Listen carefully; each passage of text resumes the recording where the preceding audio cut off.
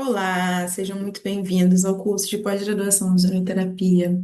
Eu sou a professora Monique Turovici e eu vou estar iniciando esse curso com vocês com a aula de Fundamentos Bioquímicos e Bases da Ozonoterapia. Vamos lá? Vou começar me apresentando para vocês. Me chamo Monique Cunha, do Nascimento Jurovitch. Sou graduada em enfermagem pela Unipli, especialista em saúde do trabalhador pela UF, mestre em ciências pelo FRJ, especialista em ozonoterapia e estética pela Unipulga, acadêmica de odontologia pela Anhanguera. Sou membro associado da SOBENF, da ABOS. Sou monitora de cursos em estética avançada na Uniswan e tenho um consultório de enfermagem estética aqui na minha cidade, em Niterói, no Rio de Janeiro. Então, gente, a gente vai falar um pouco das bases científicas da ozonoterapia. Num contexto em que a gente tem muitas pessoas desinformadas falando que a ozonoterapia é algo recente, que não tem comprovação, que não tem estudos, é muito importante a gente iniciar a nossa aula falando sobre os aspectos históricos e científicos da ozonoterapia no Brasil e no mundo. Então, é, desde 1750, quando pela primeira vez o ozônio foi percebido, né, um médico e físico holandês, Van Moeren, ele percebeu um cheiro diferente, né, sendo produzido ali pela descarga elétrica dos temporais. Então, esse, de fato, é o ozônio que a gente encontra na natureza. Talvez quem nunca tenha percebido um cheiro diferente, o cheiro de terra molhada, né? Quando tem uma chuva, quando tem um temporal, com descarga elétrica, a gente pode sim perceber a presença do ozônio. Então, ele foi percebido lá atrás, em 1750, por esse físico que deu ali, sentiu que ele tinha um odor característico de matéria elétrica, algo que ainda não tinha uma definição muito bem feita, né? Porque era algo novo. Em 1850, o pesquisador alemão Friedrich Schomer, ele trabalhando com uma pilha voltaica na presença de oxigênio, ele percebeu a formação de um gás que tinha um cheiro elétrico diferente, o mesmo que já tinha sido percebido lá atrás, né, por Van Mura. Aqui ele vai denominar, vai dar um nome a esse gás. Ele vai chamar de ozon, que vem do grego, que significa aquilo que cheira.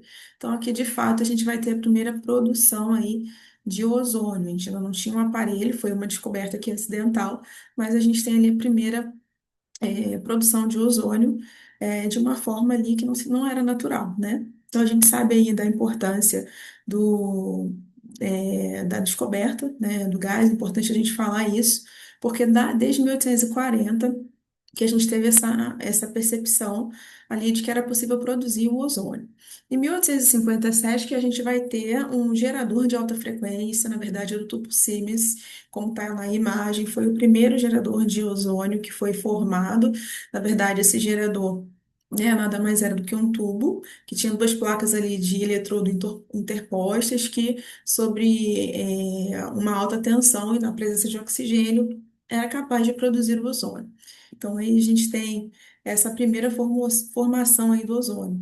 Lembrando que o von Siemens, né, foi um inventor muito importante na sua época. Ele também criou o elevador elétrico, o fotômero de selênio, o gerador elétrico e o dínamo elétrico de corrente alternada.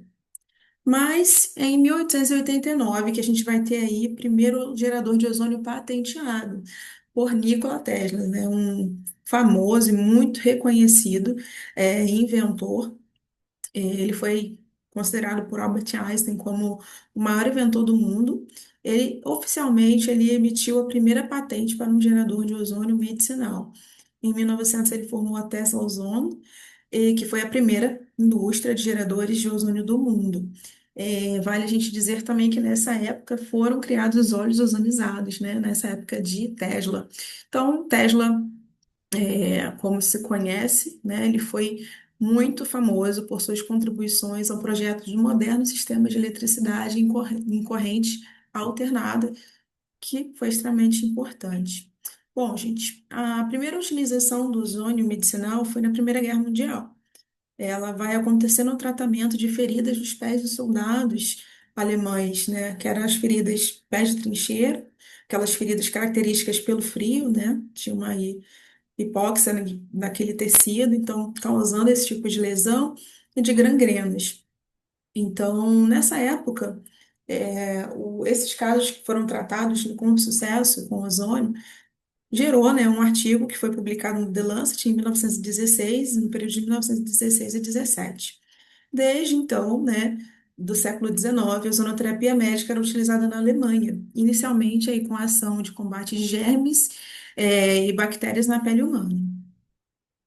Bom, trago aqui, gente, como todo mundo sabe, só em 1928 que a gente vai ter a descoberta da penicilina e aí sim, né, a utilização dos antibióticos. Então, aí, para contrapor quem diz que o ozônio é algo novo, que não tem comprovação, ele surgiu e foi utilizado, tá? E foi começado a ser publicados artigos antes mesmo da descoberta da penicilina. Bom, o início da ozonoterapia que nós conhecemos hoje. Nos anos 90, o dentista suíço Fisch, ele foi o primeiro a utilizar o ozônio na odontologia. Ele tratou o cirurgião austríaco Eugen Payer de uma pulpite gangrenosa. Quando ele percebeu, né, quando esse cirurgião ele percebeu a eficácia do tratamento do ozônio, ele passou a utilizar em suas cirurgias. O Dr. Payer apresentou um trabalho relatando, né, os relatos do tratamento com ozônio na cirurgia em 1935, em um congresso em Berlim. O Dr. Paí foi o primeiro a injetar o gás em uma pequena quantidade em uma seringa de vidro diretamente na veia. Então, a gente começa aí o uso da ozonioterapia pelas vias que nós conhecemos. Algumas utilizamos em larga escala hoje, outras não. Em 1936, na França, o doutor Albor propôs a insuflação do ozônio no reto para tratar colite e fístulas. E aí a gente tem o início aí da ozonioterapia retal. E o doutor Wolff inventou, a utilização da autohemoterapia ozonizada. Bom, nesse período, né, que a gente vê vários médicos comprometidos utilizando a ozonioterapia de uma forma, é, mais segura. Infelizmente, também houve ali a questão dos charlatões, que começaram a utilizar de uma maneira empírica, grande quantidade de gás, e aí tivemos casos de embolia, casos de morte relacionados a isso. O ozônio passou a ser proibido em alguns lugares, como nos Estados Unidos, questionando a segurança e a toxicidade. Hoje, né, a gente já sabe, e com todos esses questionamentos foi se estudando e analisando os critérios de segurança, materiais biocompatíveis, toxicidade. A gente sabe que a única via que não é permitida hoje é a via aérea. A gente vai falar um pouco melhor sobre isso mais à frente. Mas é, foi necessário, né, que tudo isso acontecesse nessa época para que se respaldasse mais a ozonoterapia que nós temos hoje. Em 1979, o médico alemão, o Rolf, publicou o livro O Ozônio Medicinal e fundou a Sociedade Médica Alemã. Então, na Alemanha, a gente vê que a ozonoterapia é muito consolidada, né, desde o século XIX, por conta, né, de todo o histórico que a gente tem, até a utilização dos soldados, para o tratamento das feridas dos soldados na Segunda Guerra Mundial, na Primeira Guerra Mundial. Bom, no Brasil, vamos falar um pouquinho do contexto no Brasil, tá? Em 1975, o primeiro médico a utilizar o ozonoterapia no Brasil foi o Dr. Ernst Conrad. Ele, na verdade, é um médico alemão, naturalizado brasileiro. Ele começou a utilizar a ozonoterapia em sua clínica em São Paulo. O Dr. Conrad atualmente não mora no Brasil, ele está na Alemanha, já aposentou, mas ele passou por várias situações, né, desde o início aí da ozonoterapia no Brasil, sua regulamentação, participou da formação participou de vários congressos, de associações de ozonoterapia no Brasil e no mundo. Em 1900, nos anos 90, o Dr. César Philipp introduziu em sua clínica em Santa Catarina. Ele já não é mais vivo, né? Então, em memória.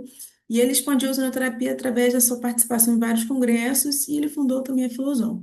A Filoson hoje é uma das maiores empresas no ramo da ozonoterapia, tanto para aparelhos, né? Tem os aparelhos mais tecnológicos e também tem a Ozoncare, que é ligada à Filoson, que são os cosméticos ozonizados. Bom, deixei aqui o link para vocês no vídeo do Dr. Enes Conrad contando toda a sua trajetória de utilização da ozonoterapia aqui no Brasil. É um vídeo muito interessante, então acho que vale a pena vocês assistirem. Ele conta, né, os desafios que ele teve, os casos que ele tratou, como que ele trouxe para o Brasil. Ele disse que tinha um conhecido dele, alemão, na época, que era diabético e tinha uma lesão na perna gangrenosa, ele chegou a fazer uma amputação. Naquela época, ele passou a pesquisar quais seriam os melhores tratamentos, foi para a Alemanha, conheceu a ozonoterapia, e de lá voltou com um aparelho para o Dr. Hans continuar o tratamento dele, e aí, assim, o Dr. Hans Conrad continuou o uso do tratamento dele, e aí se aprofundou na ozonoterapia, sendo aí o fundador da ozonoterapia no Brasil. Acho que vale a pena vocês assistirem esse vídeo. Bom, voltando aí, né, para o contexto aí histórico da ozonoterapia, em 2005 a gente vai ter aí a Associação Brasileira do Ozônio, né, que foi uma organização técnica, educacional e científica que não tinha fins lucrativos, mas tinha o objetivo ali de disseminar informações, né, coletar informações sobre o ozônio, para assim aumentar essa comunidade científica. Em 2006 a gente tem a formação da ABOS, que é a Associação Brasileira de Ozonoterapia, ela existe até hoje. Como eu falei para vocês, sou conveniada também. Então, ela foi criada com o objetivo de regulamentar e promover a prática da ozonoterapia em todo o Brasil de uma maneira legal. Em 2015, a gente teve a primeira profissão, né, a primeira associação aí que foi feita a nível profissional, que foi a odontologia, né, que reconhece e regulamenta a ozonoterapia pelo cirurgião dentista através da prática da ozonoterapia em todo o território nacional. Em 2018, a gente vai ter aí um marco muito importante para a ozonoterapia no Brasil, que foi o SUS, né, adotando a ozonoterapia como uma prática integrativa e complementar, através da Portaria 702. Então, isso foi um marco muito grande, né? A gente tem aí a ozonoterapia dentro das práticas de saúde do SUS, do Sistema Único de Saúde. Em 2020, foi a vez do Conselho Federal de Farmácia de regulamentar a prática da ozonoterapia. Também aí a gente vem a enfermagem, né, através do parecer 0,01 de 2020, o Conselho Federal de Biomedicina também, o Conselho Federal de Medicina Veterinária. Vale a gente salientar que cada órgão ali regulamentador, né, de cada conselho aí profissional, ele vai determinar as regras para que aquele profissional possa exercer ozonoterapia. Então, por exemplo, o Conselho de Enfermagem estabelece que o enfermeiro ele precisa ter um curso de habilitação de 120 horas para exercer a prática da ozonoterapia. Já o de biomedicina estabelece 40 horas. Então, cada conselho vai estar fazendo essa determinação para que o profissional possa atuar de maneira legal. Bom, em 2022, no dia 10 de junho, você tem uma nota técnica aí da Anvisa, a nota técnica de número 43, falando ali de como que ela reconhece o uso da ozonoterapia. Então, ela fala aí basicamente aí para a área da odontologia, na dentística, na periodontia, na endodontia, na cirurgia odontológica e na estética para auxílio à limpeza e asepsia da pele. Bom, então, voltando aí ao nossa regulamentação, a gente tem, repetindo, né, desde 2018, com a criação aí com a inclusão da ozonoterapia como uma PIC, uma prática integrativa de saúde, e com todos os conselhos, né, adotando a ozonoterapia como uma prática profissional. Em 2023, a gente vai ter a sanção da lei da ozonoterapia, da Lei 14.648, que é a lei que autoriza a realização da ozonoterapia em todo o território nacional. Então, em 2018, a gente já tinha lá a introdução do ozônio como uma prática integrativa e complementar de saúde, e agora, em 2023, a gente tem uma lei que sanciona, né, que autoriza o uso da ozonoterapia em todo o território nacional. Então, isso fortalece muito, né, a prática da ozonoterapia em meio a tantos conflitos, no período que todo mundo, né, fala de uma maneira desinformada da ozonoterapia, então a gente vem a legislação para nos respaldar. Mas ela estabelece algumas condições. E quais as condições seriam? A ozonoterapia somente poderá realizada por um profissional de saúde de nível superior, inscrito em seu conselho de fiscalização profissional. Então, como a gente já citou, né, que os órgãos já haviam previamente regulamentado o uso da ozonoterapia. A ozonoterapia também poderá ser aplicada por meio de um equipamento de produção de ozônio medicinal devidamente regularizado pela Agência Nacional de Vigilância Sanitária ou por órgão que a substitua. Então, é extremamente importante Aí não vale só para ozônio, mas enfim, para qualquer equipamento que a gente venha adquirir no nosso clínica, né, nosso consultório, que eles sejam. Deixa eu voltar aqui. Que eles tenham a recomendação ali, que tem ali a regulamentação da Anvisa. Então, isso é extremamente importante. Então, para a ozonoterapia não é diferente. Então, primeiro, o profissional precisa estar capacitado, né, inscrito no seu conselho de classe ali e habilitado para isso. E ele precisa ter um equipamento que funcione e que esteja regulamentado pela vigilância sanitária. E terceiro, e muito importante, o profissional precisa informar ao paciente que se trata de um tratamento complementar, que ele não é um tratamento alternativo, tá? Isso é extremamente importante. Ele não faz com que você troque a medicina tradicional pela ozonoterapia, mas você utiliza de uma maneira complementar. Bom, importantíssimo a gente falar, né, que teve aí a Declaração de Madrid, em 2010. Naquela época, ela foi feita com o objetivo, né, de unificar, padronizar os critérios internacionais para a aplicação da ozonioterapia. Então, foi reunido ali vários profissionais que já atuavam em ozonioterapia. Foi feito um comitê científico para que esses profissionais pudessem ali fortalecer de uma maneira que a ozonoterapia fosse unificada, né, padronizada de uma forma científica, estabelecendo recomendações sobre doses, sobre eficácia, sobre segurança. E esse documento é de extrema importância para a prática da ozonoterapia a nível internacional, tá? Então, em 2010 foi a primeira declaração, depois teve uma atualização em 2015, depois em 2020, que foi a terceira edição. Nós já estamos, né, na terceira edição de 2020.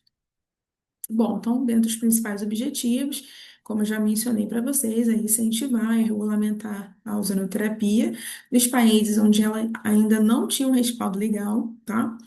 E como eu falei para vocês que está na legislação brasileira, aqui já se fala que se uma prática não convencional é usada junto com a medicina convencional, ela é considerada complementar, que é o caso da ozonoterapia.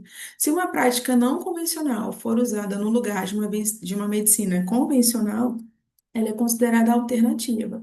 E a ozonoterapia, ela não é uma terapia alternativa, ela é uma terapia complementar. Então, isso é extremamente importante.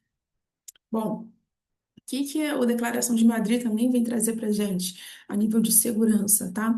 Todos os materiais utilizados devem ser descartáveis, primeiramente, e resistentes ao ozônio, como, por exemplo, o vidro, né? No início se usava muito a seringa de vidro, mas por ela não ser descartável, não é uma prática comum. Então, outros equipamentos, outros materiais resistentes aí ao ozônio, silicone, aço inoxidável 316, o Teflon, o PVDF, enfim.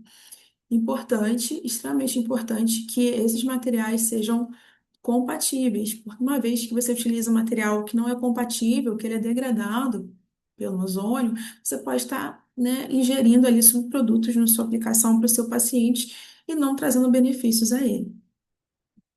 Bom, princípios básicos da ozonoterapia, né? Primo non nocere. Antes de tudo, não causar dano. O principal pilar da terapia deve ser garantir que o tratamento seja seguro e beneficie o paciente sem causar efeitos adversos. Então, como eu mencionei aqui para vocês, a questão da escolha do material adequado baseia-se nesse princípio de não fazer mal, né, e de fazer o bem sem causar efeitos adversos. Escalonamento da dose. Sempre iniciar com doses baixas e aumentá-las gradualmente de acordo com a tolerância e resposta clínica do paciente. É extremamente importante que a gente tenha isso em mente, não é só para a questão do ozônio, né, mas qualquer terapia a gente sabe que a diferença entre remédio, veneno e a dose. Então, aqui também se aplica para o ozônio, tá? Não se começa com doses muito grandes, o importante é a gente escalonar essa dose conforme vai a resposta do paciente. Aqui o menos é mais. Bom, e aí, para a gente contextualizar aí no cenário mundial, a gente vê que a ozonoterapia ela é utilizada em todas as partes do mundo, a gente pode dizer assim, né? Tanto na Europa quanto nos Estados Unidos, América do Sul, a Alemanha, como nós comentamos aqui, é um dos países onde se mais utiliza essa ozonoterapia. tá? Os seguros de saúde, ou seja, os planos de saúde pagam esse tratamento desde os anos 90, 1980. Anualmente, milhões de pacientes são tratados com ozonioterapia. Na Rússia e na Ucrânia, tá? Ela é aprovada pelo Ministério da Saúde e amplamente utilizada em hospitais do governo. Na Grécia, o governo remunera os procedimentos referentes à ozonioterapia. Na Itália também, que é um outro local onde a ozonioterapia é muito consolidada, né? Tem vários pesquisadores, inclusive o Dr. Velho Botti, que já é falecido, mas era italiano, então a gente tem fortes recomendações lá de utilização da ozonioterapia, né? Ela é recomendada pelo governo para tratamento de hérnia de disco, lombalgia, a parte de dor, né? Tem muitas evidências científicas do tratamento por ozonioterapia. Na Espanha, gradativamente incorporada aos hospitais públicos, a ozonoterapia vem sendo fortemente utilizada como complementar em tratamentos do câncer, o que é muito bom, né? Que estudos sejam realizados para, enfim, para tratamento de câncer. Em Cuba, a gente tem uma ozonoterapia muito forte também, desde os hospitais públicos. São 39 centros médicos de ozonoterapia em diversos hospitais cubanos, além da aplicação, esses centros fomentam estudos sobre o método. E nos Estados Unidos também, né, já é praticado em mais de 13 estados norte-americanos. E aqui ainda não estava, mas a gente já pode se dizer no Brasil, né, até por conta da legislação que a gente já tem desde de 2023, que a ozonoterapia ela é regulamentada e autorizada em todo o território nacional. Bom, e aí assim eu quis trazer para finalizar essa primeira aula, esse último slide, utilizando aí o site da PubMed, que é um site aí de pesquisa médica, né? A gente tem, se a gente coloca aí a palavra ozone treatment, a gente vai ter mais de 3.500 resultados, tá, de estudos científicos sobre ozonoterapia. Quando a gente observa ali na linha do tempo, nos últimos anos, né, que foram feitas mais publicações, isso mostra que a ozonoterapia ela tem respaldo científico, que tem estudos, que a quantidade de estudos tem aumentado, e isso é muito bom, porque a maneira que a utilização tem sido utilizada, tem sido feita de forma mais ampla, os estudos também têm acompanhado. Então, essa primeira aula é para a gente falar um pouquinho de forma geral sobre a ozonoterapia e trazer um respaldo, né, científico de como ela é utilizada e como ela foi estruturada ao longo dos anos. Nas próximas aulas, a gente vai falar um pouquinho da questão bioquímica. Até a próxima!